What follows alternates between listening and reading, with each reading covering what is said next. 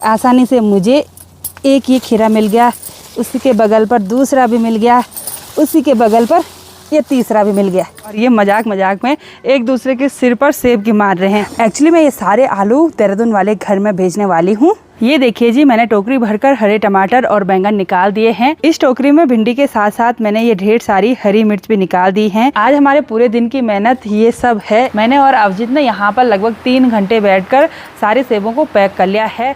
आप सभी को मेरा प्यार भरा नमस्ते। मैं प्रियंका तिवारी आप सभी का स्वागत करती हूँ देवभूमि उत्तराखंड के केदार घाटी के खूबसूरत त्रियुगीनान गांव से। आज मैं अपने ब्लॉग की स्टार्टिंग शाम के लगभग 5 बजे से कर रही हूँ। आज सुबह से मौसम कुछ इस तरह से गुमसुम सा है और इसी के साथ त्रियुगीनान गांव और सामने की पहाड़ियों के नज़ारे बहुत ही गजब के दिखाई दे रहे हैं। गाँव का माहौल तो बिल्कुल शांत सा बना हुआ है और चारों तरफ पहाड़ियों पर बादल छाए हुए हैं। हमारे गाँव के ऊपर वाली पहाड़ियों पर भी देखिए ढेर सारे बादल लगे हुए हैं और वो बादल ना अभी यहाँ पहुँच जाएंगे। आजकल ऐसे ही होता है और ये पूरी पहाड़ियाँ बिल्कुल बादलों से ढकी रहती हैं। हमारे घर के आंगन में जो सेब का पेड़ है उससे हमने सारे सेब निकाल दिए हैं। काफ़ी सारी ऊपर की टहनियाँ भी टूट गई हैं और नीचे से पूरा पेड़ भी अब टूटने ही वाला है। आज सुबह से मेरा और बालेश्वर का काम इस सेब के पेड़ से सेब निकालने का रहा। काफ़ी सारी ट्रिक हमने यूज़ की, तभी हमने नीचे से चद्दर लगाया, तभी कुछ किया और कुछ सेब नीचे भी घिरे कंडाली के बीच में। और जैसे ही हम उनको टीपने के लिए गए ना, पूरे हाथ पर कंडाली लग चुकी है और कंडाली लगने से ना बुखार जैसा महसूस भी होता है। इस सेब के पेड़ पर काफ़ी सारे छोटे छोटे सेब अभी वैसे ही हैं, वो हमने पक्षियों के लिए बचा के रखे हुए हैं। और यहाँ नीचे का हाल देखिए, यहाँ पर एक कद्दू की बेल थी, उसका भी सत्यानाश हो गया है। और सारे सेब देखिए हमने यहाँ बरामदे में कुछ इस तरह से फैला के रखे हुए हैं। बिल्कुल अच्छी तरह से पहुँचकर इनको पैक करना पड़ेगा।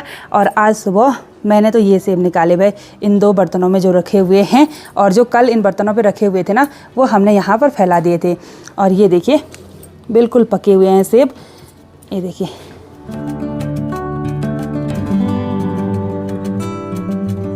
हमारा एक सेब का पेड़ तो आंगन में ही है और दूसरा सेब का पेड़ है किचन गार्डन के कोने पर।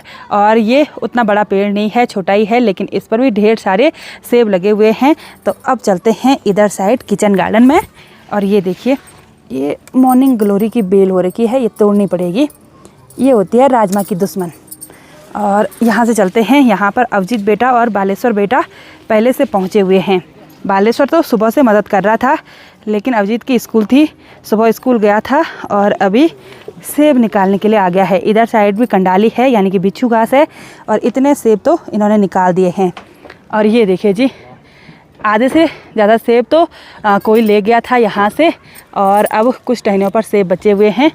अच्छा, नीचे की टहनियों से निकाल दिए?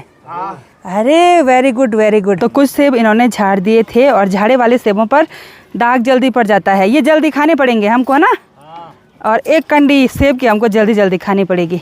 तो इस वाले सेब के पेड़ से एक मलखुनी सेब की निकाल दी है, थोड़ा सा भरने को है। तो यहाँ पर जितने भी रखे हुए हैं ना, इनको इसमें डालेंगे तो फुल मलखुनी हो जाएगी। तब तक मैं कुछ और काम कर लेती हूँ। और ये मजाक मजाक में एक दूसरे के सिर पर सेब की मार रहे हैं। ऐसा मत करो भाई, ज़ोर से लग जाएगी। बड़े सेब की मत मारना, छोटे छोटे सेबों की मारो, ठीक है। वो मस्ती मजाक कर रहे हैं साथ साथ में। देखते ही देखते हमारा पूरा गांव बादलों से ढक चुका है और अब मैं चलती हूँ घर के इधर साइड किचन गार्डन में। मेरे हाथ पे ये बड़ी सी कुदाल है और साथ में एक बाल्टी भी है। इधर साइड आलू की मेड़ है तो आलू निकाल देते हैं, क्योंकि आजकल हम सब्जी ना मार्केट से बिल्कुल भी नहीं लाते हैं। एक तरफ मैं यहाँ किचन गार्डन से आलू निकाल रही हूँ और दूसरी तरफ अवजीत और बालेश्वर एक फुल मलखुनी सेब की लेकर आ गए हैं। और ये वाले सेब ना बड़े बड़े हैं। 2-3 मैन आलू की खुदाई करने के बाद मुझे देखिए 1 बाल्टी आलू के मिल चुके हैं। और इतनी भयंकर गीली मिट्टी है ना, चप्पल बिल्कुल भारी हो गए हैं, हाथ पर भी, और कुदाल भी भारी हो रही है सीधे मिट्टी की वजह से। और इतने आलू आप लोग सोच रहे होंगे कि एक ही साथ क्यों निकाले। एक्चुअली मैं ये सारे आलू देहरादून वाले घर में भेजने वाली हूँ। बालेश्वर आज सेब निकालते निकालते ना कंडाली में घिर गया था, सारी जगह कंडाली लग चुकी है, बिल्कुल लाल लाल दाने हो गए हैं। मैं इसको बोल रही घर का तेल लगा दे, मना कर रहा सरसों का तेल लगा, ठीक है ना हूँ ठीक है, शाबाश, आज बहुत मदद की इसने। और अब मैं चलती हूँ पॉली हाउस के अंदर, वहाँ से सब्ज़ी वगैरह निकाल देते हैं, जो भी सब्जियाँ हो रखी हैं। फल भी निकाल दिए और सारी सब्जियां भी निकाल देंगे आज। सबसे पहले मैं आ गई हूँ बैंगन की क्यारी में और यहाँ से बैंगन निकाल देंगे। कम ही बैंगन मिल रहे हैं क्योंकि कुछ बैंगन हमने खा भी लिए हैं और पौधों पर फ्लावरिंग हो रखी है, तो अब ढेर सारे बैंगन लगने वाले हैं। बैंगन निकालने के बाद अब मैं टमाटर निकालने वाली हूँ। लाल लाल टमाटर तो उतने ज़्यादा नहीं हैं, लेकिन हरे टमाटर बहुत ही ज़्यादा मात्रा में हैं, तो मैं इन हरे टमाटरों को भी निकाल दूंगी क्योंकि हरे टमाटरों की चटनी बहुत ही गजब की होती है। साथ ही सब्ज़ी में अगर ऐसे ही काट के डालते हैं ना, बहुत ही गजब का टेस्ट आता है। टमाटर के बेल को अच्छी तरह से सहारा नहीं मिला, जिसकी वजह से टमाटर नीचे ज़मीन पे टच हो रहे हैं और फिर इस तरह से काले पड़ जा रहे हैं। तो इस वाले पौधे से मैं ये टमाटर निकाल दूंगी। ये देखिए कुछ इस तरह से ज़मीन में टच हो रखे हैं, तो ये वाले टमाटर बड़े होने से पहले ही ख़राब हो जाते हैं। ये देखिए जी, मैंने टोकरी भरकर हरे टमाटर और बैंगन निकाल दिए हैं और ये हरे टमाटर मैंने उन्हीं पौधों से निकाले हैं जो बिल्कुल ज़मीन में सटे हुए थे, यानी कि टमाटर ख़राब होने वाले थे। बाकी सारे टमाटर के पौधे मैंने अच्छी तरह से खड़े कर लिए हैं और जब उन पर टमाटर पक जाएंगे तब उसके बाद उनसे टमाटर निकालेंगे। अब मैं इस टोकरी में निकालने वाली हूँ खीरा और मुझे इतने सारे बेलों पर ढूंढना पड़ेगा। वैसे ही खीरा हरे हो गए और वैसे ही पत्ते भी हरे, खीरा दिखते ही नहीं है। जो खीरा पीले हो रखे ना वो दिख रहे हैं आसानी से, और खीरा के ये जो पत्ते होते हैं ना वो बिल्कुल खुरदरे से होते हैं, बिल्कुल कट का निशान लग जाता है इनसे। पहला खीरा तो बिल्कुल आसानी से मिल गया है, बिल्कुल हरा हरा है। ये देखिए जी, आसानी से मुझे एक ये खीरा मिल गया, उसी के बगल पर दूसरा भी मिल गया, उसी के बगल पर ये तीसरा भी मिल गया। तो एक बहुत ही पीला खीरा मुझे मिला और जैसे ही मैं नाखून से ऐसे कर रही ना, यहाँ अंदर देखिए बिल्कुल हरा है, तो इसको भी निकाल दिया। वो बिल्कुल आसानी से टूट गया था। ये देखिए जी, हमने टोकरी भर के खीरा निकाल दिए हैं। कुछ बड़े बड़े हो रखे हैं, ये पीले पीले, और कुछ बिल्कुल छोटे छोटे हैं, बिल्कुल हरे हैं। और जितने दिन भी हम घर पे रहे उतने दिन हमने सलाद में यहीं से खीरा निकाला, तो काफ़ी सारे खीरा लगे हुए थे इस बार, और काफ़ी सारे बिल्कुल छोटे छोटे भी लग रहे हैं।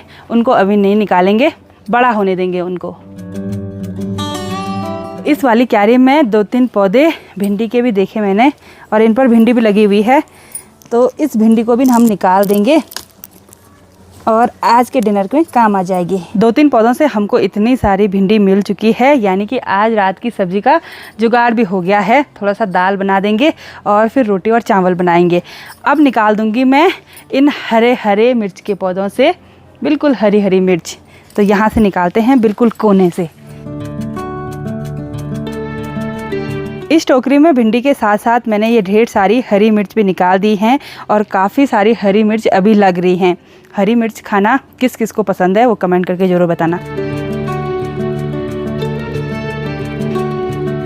बाहर तो लगातार हल्की हल्की बारिश हो रही है, और जब अपने किचन गार्डन में अपनी मेहनत की ढेर सारी ऑर्गेनिक सब्जियां मिल जाती है ना, तो खुशी अलग होती है। मैं भी बहुत खुश हो रही हूँ, इतनी सारी सब्जियां हो गई हैं और बहुत सारी होने वाली हैं। आज हमारे पूरे दिन की मेहनत ये सब है। इतने सारे सेब इधर फैला रखे हैं, कंडी पर भी हैं और इन 2 बर्तनों पर भी हैं।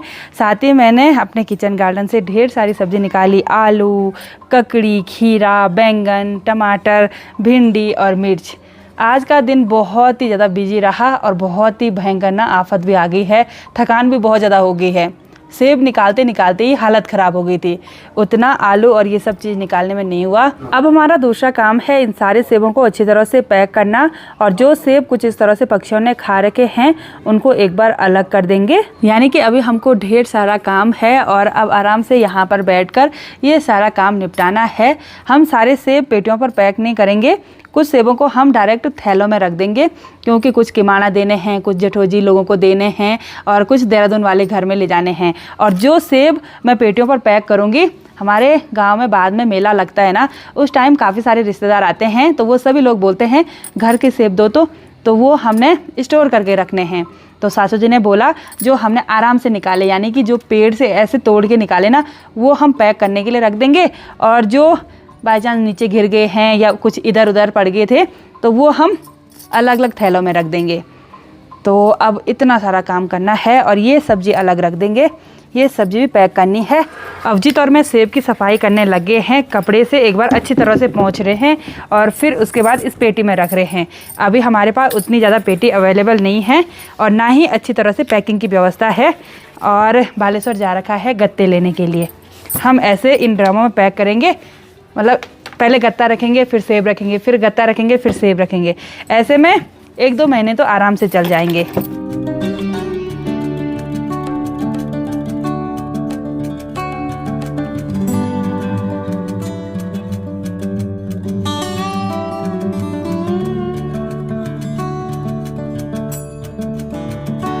बाहर तो बहुत तेज़ बारिश हो रही है और साथ में कोहरा भी लगा हुआ है। मैंने और अवजित ने यहाँ पर लगभग 3 घंटे बैठकर सारे सेबों को पैक कर लिया है इस क्रेट पर और इन 3 डब्बों पर रखा हुआ है। ये स्टोर करने के लिए हमने रखा हुआ है और जो हमने इन थैलों पर पैक कर रखे ना, ये देने के लिए पैक कर रखे हैं। और इस मलखुनी पर जो सेब है ना, वो ऐसे सेब हैं जो पक्षियों ने खाए होंगे या गलती से नीचे गिर गए होंगे, यानी कि दाग वाले सेब हैं, उनको हम अलग रख देंगे। रात के लगभग 10:30 बजे का टाइम हो गया है। बाहर बारिश काफ़ी तेज़ होने लगी है, साथ में बिजली भी चमक रही है और ज़ोर ज़ोर से बादल भी गरज रहे हैं। हमने डिनर भी कर लिया है और अब बस सोने की तैयारी है। आज बहुत ही ज़्यादा थकान लग गई। सारे सेब वगैरह फाइनली हमने पैक कर लिए हैं और हाथों की झंझनाहट तो 2-3 दिन तक रहने ही वाली है, क्योंकि आजकल भीगी हुई कनाली बहुत ज़ोर से लगती है। तो आज की इस वीडियो को यहीं पर एंड करते हैं। आई होप आपको वीडियो पसंद आई होगी।